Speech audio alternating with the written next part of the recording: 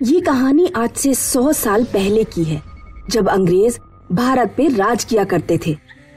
दक्षिण भारत के एक छोटे से गांव में एक तांत्रिक परिवार रहता था, जिसमें 3 लोग थे, वीरभद्र, उसकी पत्नी रेणुका और उसकी बेटी दक्षिणी। दक्षिणी की सुंदरता विलक्षण थी। वो थी तो दक्षिण भारत से, पर दूध की तरह गोरी थी। बड़ी बड़ी आंखें और उनमें काजल दक्षिणी की सुंदरता को बढ़ाया करता था।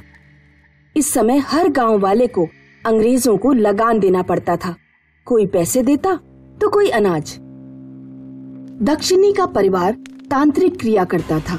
न उनके पास खेत था और न ही कमाने का और कोई जरिया। उनका घर लोगों की दी गई दीक्षा से चलता था। दक्षिणी अपने बाबा से तांत्रिक क्रियाएं सीखा करती थी। दोनों बाप बेटी साथ में साधना में लीन रहते। क्या करूं मैं इस बाप बेटी का? अरे दक्षिणी, सुबह से शाम हो गई, तूने अब तक घर का एक भी काम नहीं किया। अब क्या मुझे ही सारा काम करना पड़ेगा? शुरू हो गई तुम्हारी खिटखिट। वो साधना कर रही है, तुम थोड़ी देर चुप नहीं रह सकती क्या? सुबह से मैं चुप ही हूँ। समय देखो, सांझ होने वाली है। तभी दक्षिणी भी अपनी साधना से उठ गई।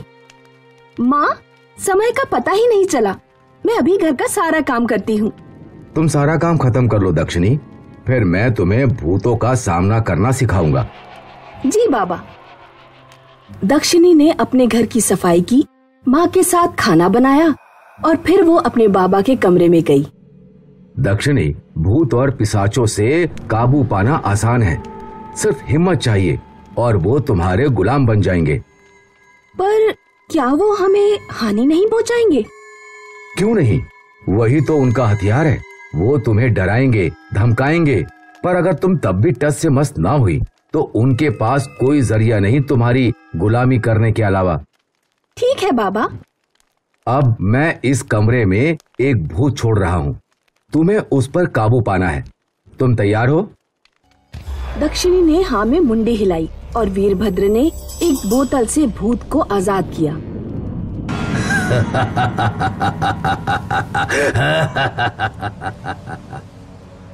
दक्षिणी, डरना नहीं।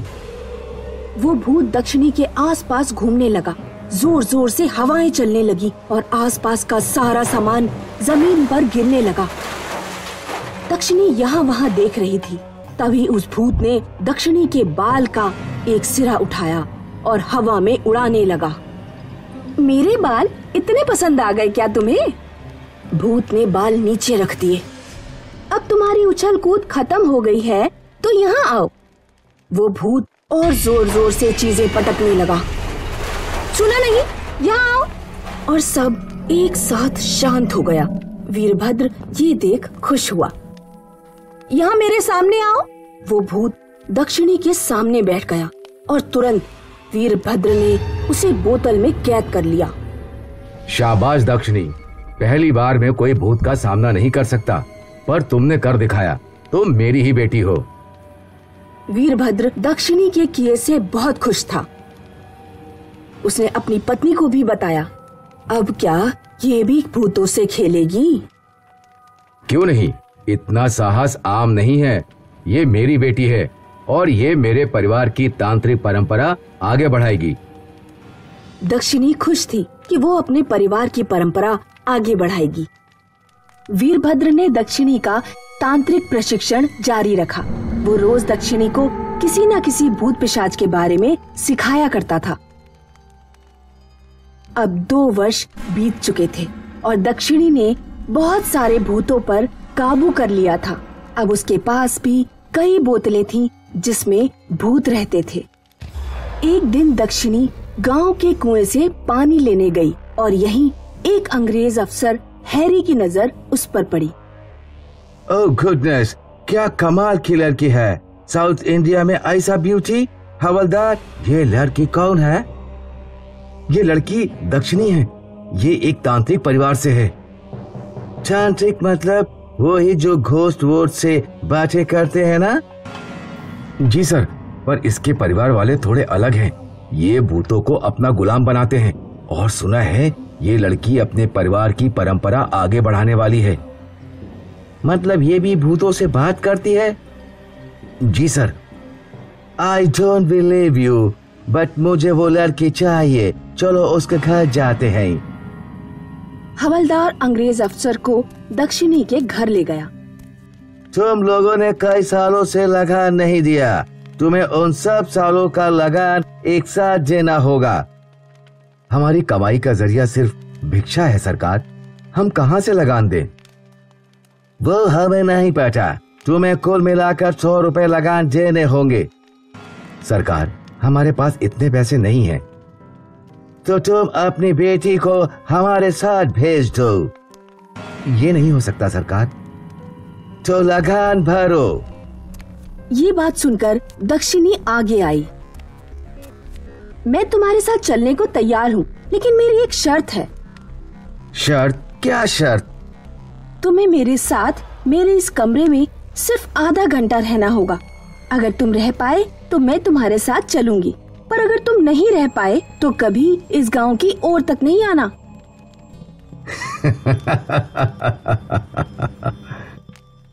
वीरभद्र अपनी बेटी का साहस समझ गया था। हवलदार ने वीरभद्र की हंसी देखी और फिर अंग्रेज के पास गया।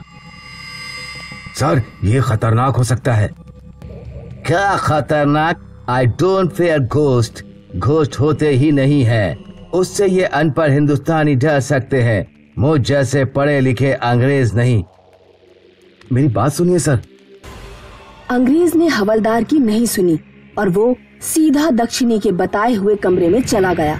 पीछे पीछे दक्षिणी भी चली गई। बेचारा हवलदार वहीं सोचता खड़ा रह गया। दक्षिणी ने अंदर से दरवाजा बंद कर लिया। इन सब बोतल से ही तुम लोगों को डराते हो ना? हाँ। इसमें इतने कलर्स क्यों भरे हैं? किसी में रेड, किसी में ब्लू, ग्रीन। कलर से भी डराते हो क्या? शायद। चाहो तो कोई भी एक बोतल खोल लो। मैं भी यही सोच रहा था, बट मैं एक नहीं सब खोलूंगा। दक्षिणी मुस्कुराई और अंग्रेज ने एक एक करके 3 बोतलें खोल दी।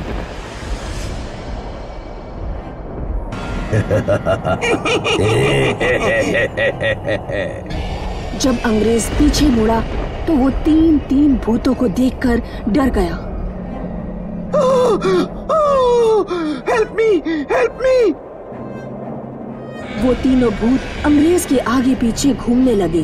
अंग्रेज पसीना पसीना हो गया। जैसे ही वो भूत आगे बढ़ने लगे तो अंग्रेज चिल्लाने लगा, हवलदार, हवलदार, हवलदार!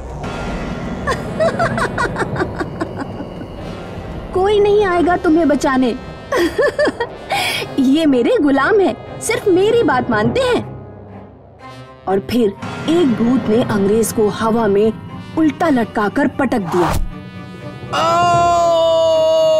दक्षिणी, प्लीज फॉरगिव मी। तुम्हें मैं चाहिए थी ना? और फिर तीनों भूतों ने अंग्रेज को दीवार से लटका दिया। मुझे माफ कर दो दक्षिणी, मुझे कुछ नहीं चाहिए। Forgive me, I am sorry.